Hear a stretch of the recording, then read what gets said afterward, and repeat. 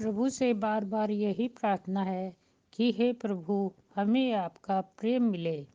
प्रभु से कहा भक्त ने, तुम सा जहाँ में मुझे कोई प्रिय नहीं, लेकिन मेरे घर जगत में भी मुझे प्रीति रही। प्रभु से प्यार करने में घर कभी भी बाधा नहीं, बस उसमें मन लगा कर तो रखो उनमें आसक्ति नहीं। श्री राम भी घर में रहे, प्रेम रखते थे सभी से। भाई बंधु पत्नी माँ पर स्नेह रखते, पर आसक्ति नहीं। स्नेह रखते पर आसक्ति नहीं। उस प्रभु में श्रद्धान्वित होकर हम उनके चरणों में झुकते हैं तो मन अवश्य ही शांति पाता है। हृदय का भाव जब पावन होता, किसी के चरणों में अवनत होता, उससे विमुख जाने को मन नहीं होता, उसके प्रति श्रद्धा का समागम होता। श्रद्धा है यदि प्रभु चरणों में, तब उन पर पूर्ण समर्पण होता, उनके लिए कुछ करने को मन करता, उन पर जीवन भक्ति भाव पूर्ण होता।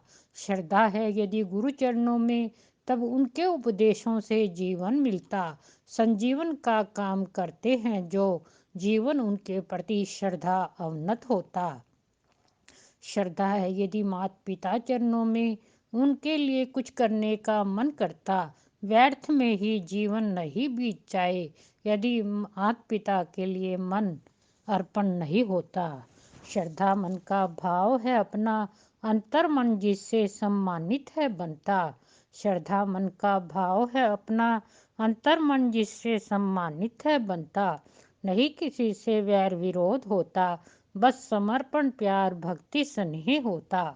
बस समर्पण प्यार भक्ति स्नेह होता।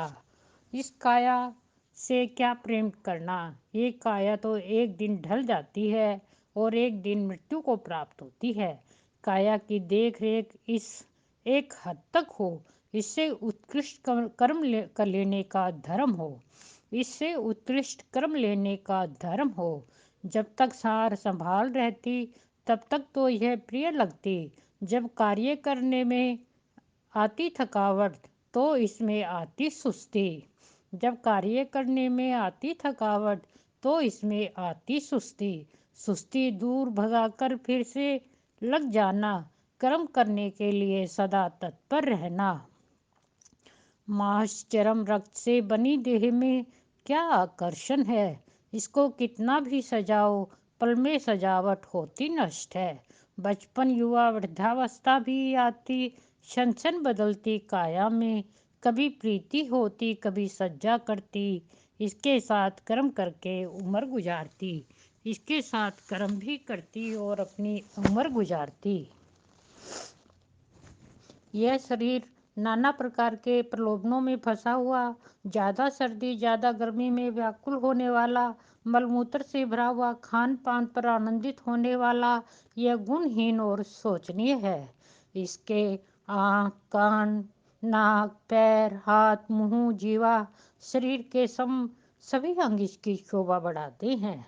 इसका पेट सभी प्रकार के रसों को पचाने वाला, यह कार्यशील न हो तो अति वेदनामय है। यह हास्य और रोदन द्वारा सुशोभित होता रहता है। इसमें इंद्रियां और रोम उगे हुए हैं। इस शरीर रूपी वन में कौन निर्भय होकर रहता है।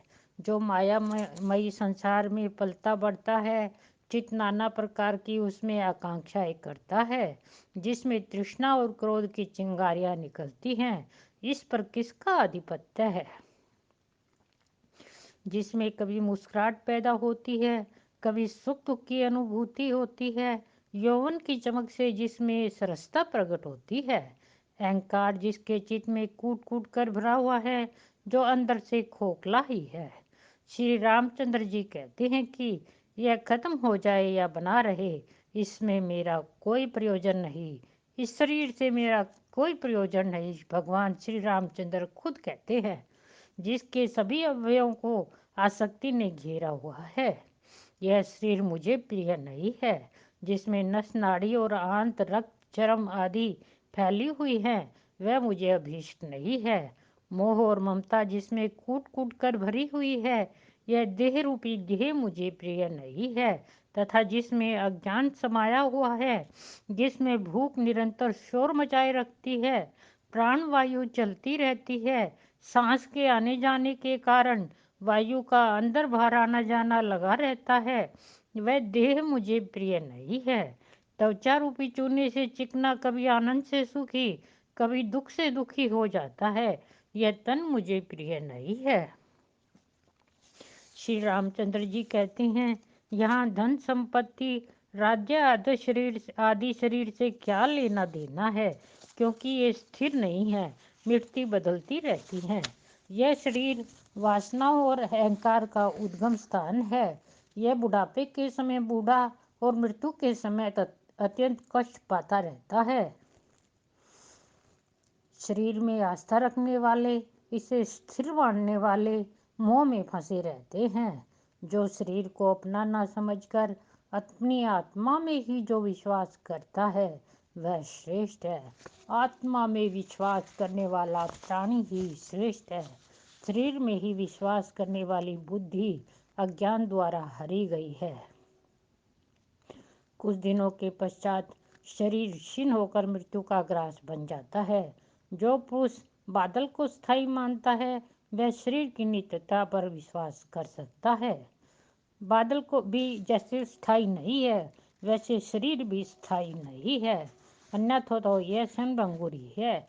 किसी ने ठीक ही कहा है, पानी केरा बुदबुदा, आसमान उसकी जात, देखत ही छिप जाएगा जो तारा प्रभात। फिर स्थिर वस्तु क्या है? यह आत्मा ही स्थिर है। इसकी प्राप्ति करना ही स्थिर है। एक प्रसंग भी है। एक पंडित प्रतिदिन प्रार्थना करते कि हे भगवान, ऐसा कोई मार्गदर्शक मिल जाए जो सत्य का मार्ग बता सके। उसकी प्रार्थना सुनकर संत ने उसे मंदिर में जाने को कहा और बताया कि वहीं तुम्हें सच्चा मार्गदर्शक मिलेगा। पंडित जी तत्काल मंदिर पहुंचे। वहां उन्हें एक फटे हाल व्यक्ति मिला। पंडित जी उससे हैरानी से बोले, भगवान तुम्हें अच्छे दिन दिखाए। उनकी बात सुनकर उसने कहा, मेरे लिए तो बुरा दिन कोई हुआ ही नहीं। पंडित फिर बोले, ईश्वर तुम्हारे भाग्य पर पड़ी धूल को हटा दे। उसने तत्काल कहा, मेरे भाग्य पर धूल पड़ी ही कहाँ है। पंडित ने कहा, भाई तुम हर प्रकार से सुखी रहो, ऐसी मैं शुभ भावना प्रकट करता हूँ। इसमें ऐसा क्या है जो तुम उल्टे जवाब दे रहे हो? उसने कहा, उल्टा सीधा मैं नहीं जानता, लेकिन इतना कह सकता हूँ, दुख का मुंह मैंने नहीं देखा। पंडित ने जिज्ञासा व्यक्त की, तुम्हारी दशा तुम्हें दुखी दिखाने के लिए पर्याप्त है। उसने अपनी बात स्पष्ट की, तुमने कहा कि भगवान मुझे अच्छे दिन दिखाए, किंतु मैं हर स्थिति में निरंतर प्रभु स्मरण में मस्त रहा, इसलिए दुख की अनुभूति कभी हुई ही नहीं। फिर तुमने कहा कि मेरे भाग्य पर पड़ी धूल हट जाए, तो मेरा जवाब यह है कि अच्छी बुरी दोनों स्थितियों को मैं भगवान की देन मानता हूँ। इसके बाद तुमने कहा कि मैं हर तरह से सुखी रहूं, तो भाई मेरे, जब भगवान की इच्छा में मैंने अपनी इच्छा को मिला दिया है, तो मैं सदा के लिए सुखी हो गया हूँ। उनकी बातों ने पंडित जी को ईश्वर प्राप्ति का सच्चा मार्ग बता दिया। वस्तुतः अच्छा हो या बुरा, दोनों स्थितियों को ईश्वर इच्छा मानकर संतुष्ट रहने पर ही परम सुख की प्राप्ति होती है। सोहम शिवोहम।